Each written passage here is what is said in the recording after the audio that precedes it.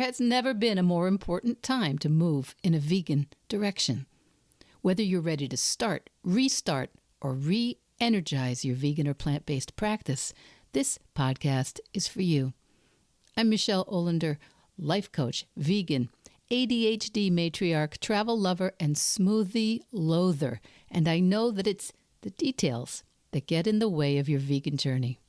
But I like to believe that the obstacle is always the way. So every week we meet here where I translate the tools of life coaching and Stoic philosophy. I bring you actionable tips, some laughs, interesting guests, and vegan ideas for everyone at any age. All to help you veg your best. Episode 235, From Food Truck to Vegan University. Adam Sobel of Cinnamon Snail.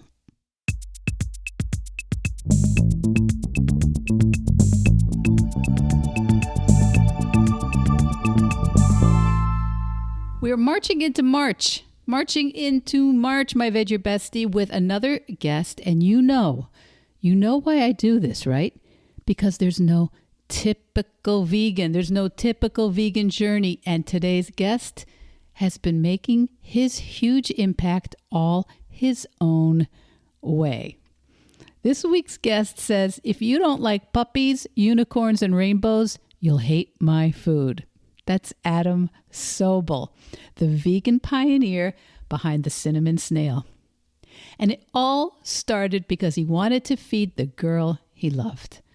Adam joins us this week with his unique story of a wildly successful food truck that not only serves mouth-watering vegan dishes, it has revolutionized the way people think about plant-based cuisine. Adam Sobel is the culinary energy and vision behind the Cinnamon Snail, America's first organic vegan food truck, famed for its innovative and globally inspired menu, which features everything from vanilla bourbon creme brulee donuts to spicy Creole grilled tofu sandwiches. Adam's journey with the Cinnamon Snail was anything but smooth, okay? From battling freezing winters in Hoboken to navigating mechanical problems and the complex world of food truck. Did you think the way I did that food trucks were a simple way of starting a business? Ha! There were challenges, yet his passion for veganism and creativity in the kitchen kept the truck thriving. It has morphed into so many new ideas. His cookbook, Street Vegan, was published in 2015, and he still shares recipes and stories from his adventures on the road. Today, Adam continues to inspire me every day in my email inbox. I think it's every day. Almost every morning, there's an email from him through some online cooking class that he is tempting me towards. As a vegan caterer, as a consultant, as a plant-based missionary, you're going to hear the inside scoop from Adam today about running a food truck, adopting a wallaby, yeah, you heard that right, and the mysterious and captivating galactic mega stallion pop-up. Don't ask. You'll find out soon. In fact, let's go now, because I'll catch you on the other side.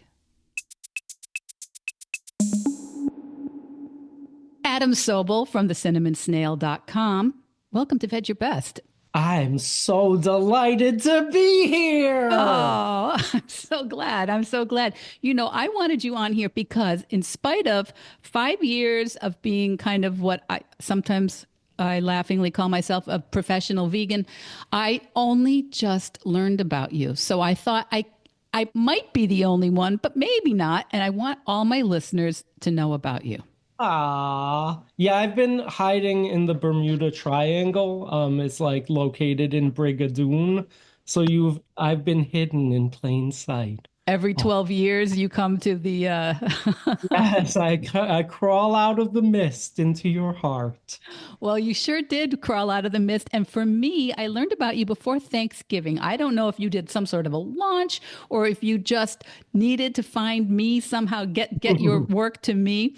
But I learned about you and I signed up for your Thanksgiving Burst Challenge. I can't remember exactly what it was called. And now I'm finishing up your Veganuary.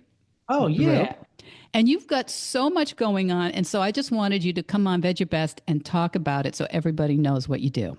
Yeah, all right, let's do it. All right. So cinnamon snail, let's start there. Is that how people are going to be finding you? Yeah, Cinnamonsnail.com? well, yeah, that's my website, and it's called that because it was the name of my very popular food business I had before the pandemic. I launched it in like 2010 on Valentine's Day, and it was the country's first like fully organic vegan food truck. And I had no real plan with the trajectory of that business. I was just like, I really want to make vegan food available to people who would never like be caught dead going into a vegan restaurant and just have them see this like super yummy display case of pastries and like a huge line down the block and want to check it out just because it looked yummy, you know? And it blew up beyond my wildest dreams. I mean, not like it didn't explode, but it became very popular. And I wrote a cookbook on it and opened up a couple restaurant locations, and it was wild. And yeah, then, the pandemic hit, and I'd been wanting to scale down anyway and do something closer to home. And I'd been teaching a little bit. So during the pandemic, I started teaching vegan cooking online. And the classes were really well attended, because I already had this pretty big following and stuff. Um, but I really wanted to reach out to new people. My goal has always been about turning people on to vegan food who might not necessarily give a damn about it just yet. Like, and really use it as a way of, activism to help people stop eating animals. And so I knew I wanted to keep reaching people who weren't already my fans. And a friend of mine was like, you should start a food blog. And people have been telling me that forever. And I just never had time for it. But then the pandemic was there, and I was just sitting home studying Sanskrit and hanging out with my kids every day. And I was like, all right, I could probably do this. And I really love the process of it. Like, I love it so much in a way that I really didn't with my cookbook. I mean, like, my cookbook's nice and everything, but it was a huge homework assignment, it felt like. Whereas the blog is like, first of all, it's free for everybody to access, which I love. Like, I want more people accessing vegan food. And it's a way that people find out about me and my classes and all that stuff. But I just really love the whole cycle of like the creative process with it. I love developing new recipes every week and focusing on different topics. And, like it's really forced me to get much better at food photography and all those things. And it's great. It's like now I get to do all the things I love the most about running a food business, creating fun vegan food, like having a lot of personality with it. And I don't have to deal with any of the stuff that I actually really hate, like being a boss of a zillion people and dealing with refrigerators that break down and all the other good things that happen with restaurants and food trucks. So food trucks. So you have no food trucks currently? Well, I have this new thing because I'm such a glutton for punishment, and food trucks are like the ultimate like everything will definitely go wrong type of business. Um, but like in doing this now, the pandemic, I can't believe it's like 5 years ago it started or something. Um, and doing all this stuff I'm doing online, the teaching, writing blogs, I do some culinary consulting for restaurant clients as well. And a little bit of catering. I cater weddings and corporate events and stuff, but I really was missing the action of like directly getting to serve people yummy food. So a couple years ago, I started this very intentionally small new vegan food business that it's like a pop-up thing I do once a week, and we designed this really beautiful looking trailer. It's all clad in this like laser cut steel panels. Like it looks really kind of like it doesn't look like a street food thing. It looks really pretty and refined, and there's all these like planters built into it and stuff. And we pop up every week, and the thing with it is it's called Galactic Mega Stallion. It's got like a spooky pony theme. And The thing with it is that every year it has a different theme that I riff on. Like, so the first season was all like vegan, Turkish and Middle Eastern cuisine. Last year was all like Malaysian and Indonesian inspired cuisine. And then within that year's theme, every week I create like a 100% different menu riffing on that year's style. So it's really fun for me creatively. Like it really forces me to like really get into the nitty gritty nuances of that year's vibe that I'm working on. And I've kept it really small so I can just do it, like myself and my younger daughter helping me with it. And we have like one guy we hire to like help with dishwashing at the end of the day. Um, but like I have no aspirations of like doing bigger things or festivals with it. Like I just really missed cooking for people. I've made it like super affordable, the menu we serve on it. And it's just like fun. So that's like the only capacity that normally people can actually get my food in real life now. And it's nice because, I mean, honestly, this is like a somewhat terrible time to be in retail food service, like between supply chain issues and the cost of ingredients and how difficult it is to find qualified employees who want to stick around. This is like just perfect for me because it's like just the fun, creative stuff with very little of the like management and operational headachy stuff that like is not my bag. So if we want to kind of get a heads up where Galactic Mega Stallion may be popping up, Yeah. that we can find online. Yes. So now you can. And at first, I was doing something really elusive with it. I won't go into super great details about, it, but I had this like really absurd way I was marketing it. Like it wasn't online at all, no social media or anything like that. And I had this like real Zodiac killer flavored marketing. Geocaching. It was wild. You can actually read about it on my blog. There's Yeah. if you go to cinnamonsnail.com and go to the pop-ups tab, there's like a whole article about Galactic Mega Stallion and where you can find it and like sort of the weird quirkiness of that project. But it's just fun, like it's just creative and fun and challenging. And things are more fun when you don't have to get up at 6 in the morning and or earlier and get it done every single day and then Yeah, repeat like it. on those days, it's a long, long day. Like it's not uncommon for me to have to get up at like 3:30 in the morning on those days. But it's not 365 days of it. And it's not every day, and I'm doing it like just because I want to. Like Yeah. that's really not where my livelihood comes from so much. Like in fact, I wouldn't be shocked if I like somewhat lose money on it. But it's just like I'm doing it because I sincerely love cooking for people, and that's why it's there. So for all the people who are going, wait, no, my dream is to have a food truck and just have my curated list of treats that I want to offer my customers. You learned a lot in spite of the fact that you're not doing it anymore. What is it that you really learned by having food trucks? Well, I did learn quite a lot, and I've written about it pretty extensively, both in my cookbook and in the Wall Street Journal and a few other publications who covered my story with it. Um, but it's look, a food truck is a great entry point to the food service world in the sense that it has a very low barrier to entry in terms of, you could buy some like old beat up food truck on Craigslist and spruce it up a little bit and, pay for some licensing fees and get open in considerably less money and commitment than is involved with opening up a restaurant. And there's a lot of people who approach it like that, like it's a way to test their, proof of concept for their restaurant that they intend to open.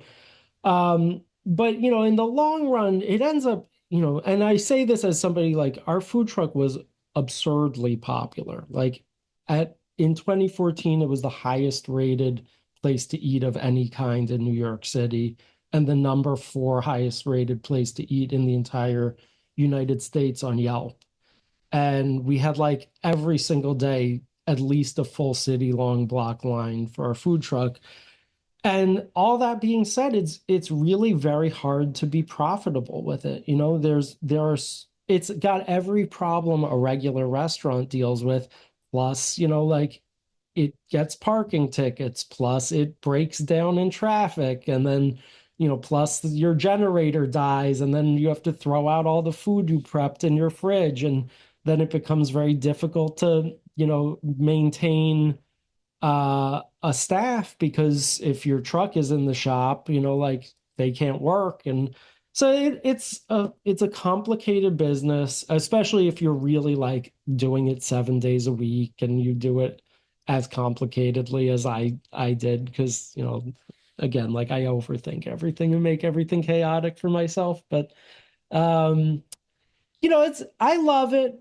It's very hard work, and people, there's a lot of folks like kind of fantasize about getting into the restaurant world and don't recognize that it takes more than just being like a talented cook to make a business like that work. You have to be kind of as good at cooking as you have to be at problem solving and bookkeeping and being strategic about things and knowing how to train other people well and make them feel motivated and like they have some skin in the game. And, when we closed the food truck business, it was, like I said, when the pandemic started, we had, 65 plus full-time employees. And, it had grown into this giant thing. We had like a HR manager and all this kind of stuff. And for me, like the biggest lesson was in what I do and do not want to be doing with my time and energy. And I just I don't aspire to like be the commander of an army like that. Like I think there are other ways that I can effectively move food culture and society towards nonviolence that are not going to put me in an early grave from the stress of it. So, Yeah. yeah. Well, I think, this is such a interesting thing that so many adults have shared over the last 5 years is that so many of us had to pivot in Yeah. some way. Life changed in a way around us, and some of us found a more positive way to pivot it. Others of us were banging our heads against the wall, and it wasn't as fun at a period of time. I was one of the ones that had some fun. And I think it's such an interesting thing to see how you can reinvent yourself when you have to. And when you're in maybe not the first flush of youth, you've already have some professional background behind you. Now, did you have a food service background coming into the food trucks? Yeah. So I had already been working in restaurants for about a dozen years or something Mm-hmm. before I started my own business. I we touched on this a little bit before we started recording the episode, but I became vegan because of my wife ultimately. When we met, I was like just in the tail end of high school. And she was like the first vegan person I really ever got to know very well. And I wasn't vegan or anything, and I really liked this girl, but all she ate was like French fries and canned soup. And I was like, man, I've got to like learn how to cook so I can make this girl something yummy, or this is garbage what she's eating. So I was like every day going to Barnes and Noble and like copying down recipes on a notepad and seeing what I could tweak to veganize things. And I was just experimenting a lot at home. And then I started working in restaurants to like hone my skills more. And the first restaurant I worked in was not it wasn't vegetarian by any means. And people would come into the restaurant and try to like modify dishes that were on the menu. And all the other line cooks would kind of like, crack jokes or whatever behind the line. And I kept on finding myself like standing up for these people, being like, like it's kind of a nice thing. They're just trying to not harm the animals. And then finally, one of the other line cooks was like, Adam, like, if you believe in this so much, why aren't you vegan? And I was like, yeah, you're right. So I went vegetarian then. And then about a year and a half later, we were having our first daughter. I was pretty young. I was like 19 when our daughter was born. And we had a really nice like home birth. Um, and during my wife's labor, I remember just thinking about how much I knew breastfeeding was going to be important for our child. Like we both really wanted to do things very naturally and stuff. And I knew it was going to be really important, not just like physically, but emotionally and spiritually. And, something just really clicked that day where I felt like, man, if I recognize how sacred this is for my own child, like, how could I continue to stand in the way of that relationship for other living creatures by continuing to consume dairy and stuff? I mean, I was already like mostly vegan at that point, but just had never really made the hard decision to not, so on that day, I became a dad and I also made this really empowering, important decision. And, now that daughter who was born that day is like, she's turning 24 this year. She's still vegan. She works in a vet hospital and stuff. And yeah, that's kind of how I got into it. Hmm. And you are also a animal lover, Yeah. as in adopting Despite animals. my allergies, I'm Oh telling you, no. I will never stop snuggling with dogs, even if I die many years earlier from asthma or something. But yeah, we adopt a lot of animals, and we do like wildlife rehabbing and stuff like that. During the season, we'll have like baby squirrels or baby raccoons that we nurse back to health, who's maybe like the mom got hit by a car or whatever. And then we work with another rehabber who like releases them back into the wild. So yeah, yeah, we're very active in the, animal fostering and rehoming and all that sort of stuff. And so, to explain to me, I understand where squirrels come from in New Jersey, but where did the wallaby come from? Oh yeah, yeah. So we have this wallaby we adopted back in I think 2015. Wallabies are actually in the United States because people eat them. I think Outback Steakhouse for a while was like grinding them up and making burgers out of them and selling them as like kangaroo burgers.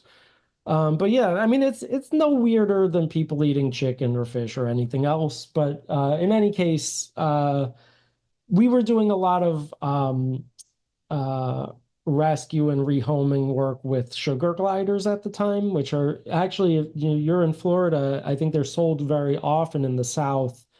Actually, the last batch we rehomed, my wife drove down to Florida to pick up and rehome, but they're sold as like impulse buy items in malls and stuff, and people don't realize they're very needy creatures that have very specific diet that they need to be on and social, needs that they don't do well without. So people dump them left and right. They think it's just this like cute little pocket pet or something, and then they realize it's like a full-time job to care for them. Anyway, so we had been doing, since they're also marsupials, like a wallaby, I guess from that kind of network of people involved in rescue stuff, we found out about this guy. A like a animal education center had adopted his mom and dad from some farm that was like raising them for meat. And they didn't realize that he was in the mom's pouch and they didn't have room for him at their animal education center. And I don't know what we were thinking, but we were like, yeah, we could take him. It's fine. So we have like a big fenced in backyard, and at our house we have like a doggy door so he can be indoors or outdoors as he pleases. And he's just like a really weird roommate. He's not like having a dog or cat. Like he's a wild animal. I don't think he'll ever know his name and come when we call him or ever, not leave a poop on our floor or something. His poops are not that gross. Just little foreclosure there. It's like a big sized rabbit poop or something. It's not like a dog crap. Mm. Um, but yeah, he's cute. He's costly to care for. There are only so many vets that know how to work on a wallaby, and they do have a lot of uniquely complicated medical issues that plague wallabies, unfortunately. But he's a happy guy, and yeah, he's just a weird roommate. That's all. That is so interesting. I have never heard of anybody with a wallaby. I also didn't realize that wallabies were farmed, were raised for meat. I didn't Yeah, realize that. unfortunately, it isn't. I mean, we're like only maybe one or two more weird presidential administrations away from people eating people in this country. So Well, we'll see what happens. well, we will see what happens. I hope you're wrong. Yes, me too. I But I hope mean, you're that's wrong. in any case, like, you can't put it past human beings to think of, eating every strange animal that doesn't deserve to be a snack. So, Creative ways to be horrible to each other. yes, yes. So I got to know you with your Thanksgiving plan, Yeah. creating vegan, and you have a real bent towards delicious and Yeah. fun. So Yeah. I sometimes have some people on who are very um, well, they're trying to do they're trying to offer things to us that are very like nutritional and very I don't like to say the word healthy, but it's the reason behind the food is primarily health. Right, Your right. food is very delicious and it comes from that kind of tradition of street food, which It is does. Well, I mean, it really all comes from like my main objective, which is to make vegan food that you can share with people who aren't vegan and have them be like blown away. yeah. Like I'm not, I mean, first of all, I think the food I share is reasonably healthy. I don't really require like processed gross ingredients. It's very like from scratch cooking. But like I will cook with oil in it. It's not like all raw zucchini or something like that. And um, I do like raw food, and personally, I eat like really healthy. I eat like a lot of veggies and smoothies and stuff like that. But I'm also aware, like, hey, if I'm gonna get, your uncle who like scoffs at vegan food every time to be a little bit more open-minded about, like, let's get a really freaking good, like, hazelnut chocolate ganache stuffed donut in front of that guy and break down some of these stereotypes people have that vegan food is like macrobiotic fare for sick people or something. And so that's always been like my main objective is like helping break down these stereotypes that our society has that vegan food is going to be lame or not as tasty, Or uh, weird or just or weird. weird. I mean, that's a huge objective, like in catering people's weddings. Like, it's a really great opportunity to turn on all their guests to how good vegan food can be.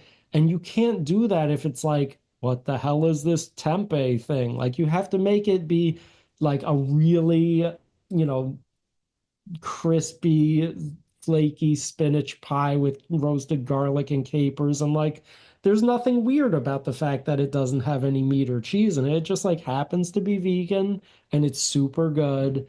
And so that's kind of like my angle with all of my recipes. It's not necessarily like health food per se. It's food that like is going to get your whole family to go vegan with you and is going to be craveable and more interesting than the non-vegetarian food they already eat. So that's always been my goal. And because of that, like I still try to make it pretty practical to make that kind of food at home. But if it's like the difference between dinner taking 45 minutes instead of 30 minutes and it's going to be way better, I'm going to do that. If Mm. it's the difference between having 12 ingredients instead of 8 ingredients, I'm still going to go with the thing that's going to make the better food. I don't claim to be like the healthiest or the easiest or the fastest. I want to make the food that's going to be the best and is actually going to help people you care about to stop eating animals, because that's the ultimate goal. Like there's plenty of other people. Like if you're already vegan and you just want like a fast dinner, like there's some other guy out there who's like teaching that, you know.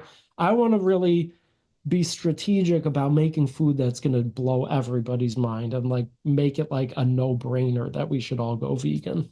I agree. And I do think that is one of the things that's so fun about the recipes and your program where you're sending the recipes every day. I saw some tofu recipes. Mhm. I know not every, I think I have learned to absolutely love tofu. And the Yeah. difference between great tofu and not great tofu is the person making the tofu, because it's really, because a chicken breast tastes like nothing either. How many Mhm. people have historically had chicken breast? It was leathery and awful and dry. And so it is in the hands of the cook to make it absolutely delicious and so good for you. And so I love that you had some beautiful recipes, and you also have all kinds of Mhm. instructions, fun videos available to show people how to do things. So Yeah. tell people what is out there for them when they sample your work. So, yeah, I mean, other than the zillion recipes that you can access for free on my website, you know, I teach monthly live streamed cooking classes. I have this huge, you know, library of classes I've taught throughout the years on any topic from, you know, tacos to dim sum to Chinese takeout style cuisine that's all veganized. But then I also have this program called Vegan University that I run, which is awesome. It's, you know, I really revamped it about a year ago, and it's basically like an online, you know, vegan culinary school. It's got, you know, you have access to all the classes I teach. We do like weekly office hours, and really, it's got like a whole kind of community component to it. And it's really like a collaborative effort between me and people, you know, who are members from all around the world to really work together to move society towards a nonviolent lifestyle. And that's really the goal. Like the goal is not just for us to become better cooks. It's for us to like, you know, that's like the tool. Is if we can improve our skills as cooks, that's great. But if it's not helping make more of the world go vegan, like it's kind of all for naught. Like it's all just for our own self, like so we can eat yummier food. And for me, that's not the goal. Like food's yummy. You don't really have to do much to like a good bag of cherries. It's like already awesome. But you know, I've always seen this field as really the most fun, most positive form of animal rights activism out there. You know, like it takes all different kinds. I'm not mad about the people who, you know, put up signs and yell or like break into labs and steal out animals who are going to be experimented on. Like it's all good, but like to me, this is the most effective and positive and fun feeling way to help people to stop eating animals and to not do it by forcing them, but for them to have that realization, hey, this is going to be yummier, it's going to be more fulfilling, I feel better, I feel better emotionally that I'm not causing this harm to animals. And that's how you make very lasting cultural change, you know, is not by forcing people, but by people having that introspection and realization that they should change something about themselves and how they affect the world around them. So that's very much the goal of that vegan university program. I mean, it's got all this awesome content, but it's really that's the objective there. And it's really nice. There's people from all around the world, and so you get all these, you know, we'll share a recipe. Like I shared this rosewater blackberry vegan panna cotta recipe. You know, it's like an Italian custard. And, you know, one of the students who was in Hawaii made it using the vanilla beans that they grew from their own orchids there. And they shared about, you know, them tending to the vanilla. And, you know, in the fall, I shared some recipe, and one of our members like made it with their own homemade apple cider, and they like showed off apple cider press. And it's really like a nice collaborative community kind of atmosphere to learn and to support each other in this kind of mission. So yeah, that's kind of all the stuff I have going on. I mean, the other thing I do, which I touched on briefly, is I do a lot of culinary consulting for people with food businesses or who are starting food businesses. Everything from, restaurants and food trucks and caterers to food manufacturers who might want me to design like a whole vegan product line for them. And I really enjoy that a lot because, aside from helping people with the like creative culinary side of it, there's a lot of insight I share with my clients to help them like mitigate the issues with launching a food business if they're new to that field and stuff. So all the info about that's all on my website. I have a whole like consulting page. But yeah, those are the primary things that I'm doing out there on the World Wide Web. Well, that there's a lot on your website. I agree. And it's very easy for people to get on cinnamonsnail.com and take a look at all the different aspects of your work. And that is what's so interesting about being, I think, a real professional is that food is such a line into so many different parts of our world. There is the business part, there is the entrepreneurial part, there is obviously the hospitality part. There's also just the interpersonal connection part, and I think that's just so fun. The idea of people talking about how they've used your recipes and your recommendations and how they turn it into their own family, something that their family is actually consuming and sharing thousands of miles away. That thing that you found out about me on that Thanksgiving program, I run that every single year. It's a completely free program. And every year it just keeps getting bigger and bigger. Like I think it was like 6,500 people took it this year. And it's, what it is, it's like a 20-day program starting November 1st, where you get every day like a different Thanksgiving recipe and some guidance about, how to prep it so that it's not going to be stressful. And, to me, that's like the biggest challenge for a lot of people who want to share vegan food with their families. That's like the most meat centric of all holidays. And, it's the time that people are most like scared about sharing vegan food Or with their, changing something. or yeah, or changing something like they have their aunt's, famous green bean casserole and how can they compete? So, I've really over the years curated a better and better selection of stuff to give people guidance on. And it's not just the people taking that program. Like Google doesn't lie. Some of these recipes are very highly sought after around Thanksgiving, and it's not just vegan people cooking them. And it's just really nice.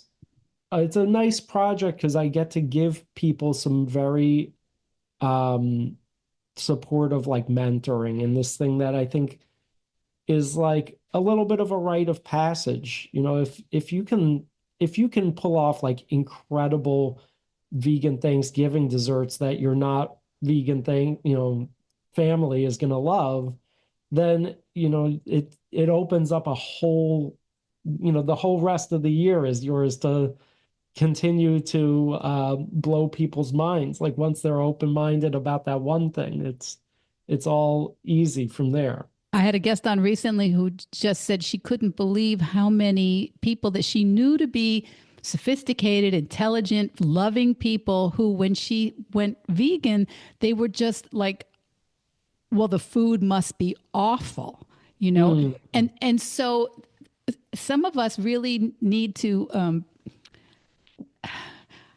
I think some of us who are immersed in it all the time forget that there is a group of people in the world that are walking around just innocently assuming our food is awful. And so you're doing something that's just reminding everybody how delicious it can be, how maybe not simple, but doable, achievable Sure. it can be Yeah. for all of us. So and so when we, because I always say my job is that if anybody is in their 50s, 60s, 70s, and they think it's too late for me to go vegan. I want to be the voice that just goes, no, it's not. No, it's not. Mhm. You've got a voice going out there saying, if you think food is going to be, you're going to lose something by eating vegan from a taste point of view. No, it's not. You're not losing Oh, for anything. sure. Yeah, I mean, that was one of the things that really hit me when I went vegan is, like all my childhood, I ate the same dozen or so foods, like now I eat a zillion things. Like we eat all because you want to find these more flavorful, interesting things and sauces and condiments you can make that really light the food up. And I think it's so easy to surpass, the 20 different things you can do with chicken or whatever. Like you can do so many more interesting things. It's like instead of just those dozen or so things, now you have the whole world to eat from, and it's great. Right. You're losing nothing. You're losing nothing. So Vegan University, how are we supposed to decide whether Vegan University is for us? We go onto your website, cinnamonsnail.com. So, I mean, what you can always do is on the classes page on my website, you can go check out any of the classes. You can just get one of them. Any of the pre-recorded or upcoming ones are available on there. And when you sign up for one, there's always an offer for like a free trial of Vegan University after you sign up for one. And you can take that trial for like a week, and in that week you have access to all the classes I've ever taught. So it's a pretty valuable deal. And you can see if it's right for you. It's not for everybody. It does take some self-determination about it. It's not like a very rigid curriculum. So it's kind of up to you to actually cook the stuff. And I'm not going to be hiding in your crawl space, making you get in trouble if you don't cook so and so meal. Um, but it's great for the people who it's great for.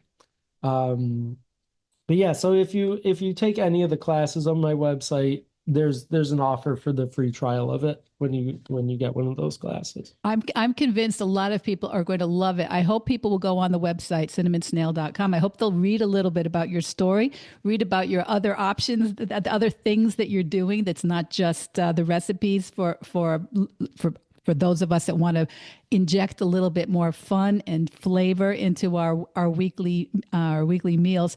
What's one thing that you could leave everybody with, Adam, that would be like, it's winter. We don't have all the same things available in the Northern Hemisphere in the supermarket, but what's something we need to do, you think, this week with food? This very week? This very week.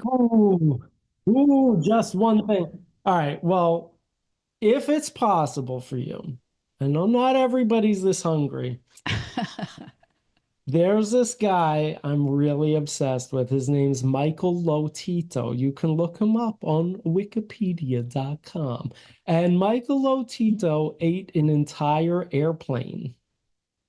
So that's my challenge to your listeners. Get eaten an airplane. It's pretty much vegan. Is it vegan? I mean, it's like mostly made out of metal, I guess. I don't know. He ate the airplane. I read an interview with him, and he said that the hardest part of the airplane to eat was the seats. That's what he said. But yeah, I would suggest all of your listeners right now go to the airfield and just chow down on that airplane. That's what you got to do. That will cut down the carbon footprint of our society. It's good for the winter time, like you were saying. Any time of the year is okay, but it's really hardy in the winter time. Warm your soul right up a delicious airplane. And probably full of all kinds of micronutrients. We probably Lots must. of minerals. Definitely lots of minerals in there. Adam Sobel, cinnamonsnail.com. Thank you so much for joining. I am so delighted to have learned about you in the last few months. I can't wait to see what you do next, and I can't wait for all the listeners to check out cinnamonsnail.com and Vegan University and see what's going on. I love you, Michelle. Thanks for having me on here, and toodaloo. So what did you think about Adam Sobel and the cinnamon snail? Adam's journey is such a testament to how boldness, energy, compassion, and fun can really transform not just how we think about food, but how we live in this world with each other. And the way Adam shares that his mission is to make vegan food irresistible, even to the most skeptical eater, well, it's easy for you to get a good look into all of this and his commitment at cinnamonsnail.com. And you'll want to know about cinnamonsnail.com's Vegan University too. If today's episode has whetted your appetite at all, whether for vegan recipes or fresh ideas on building a more inclusive food culture and community, be sure to get on Adam's email list. You will love it. And who knows, maybe one of his fresh flavors or funny anecdotes will inspire you to try something brand new in the kitchen. Because a happy vegan is a serious win, isn't it? Okay, Adam Sobel, cinnamonsnail.com. Check it out. Links are in the show notes, and your marching orders this month could not be simpler. You just veg your best.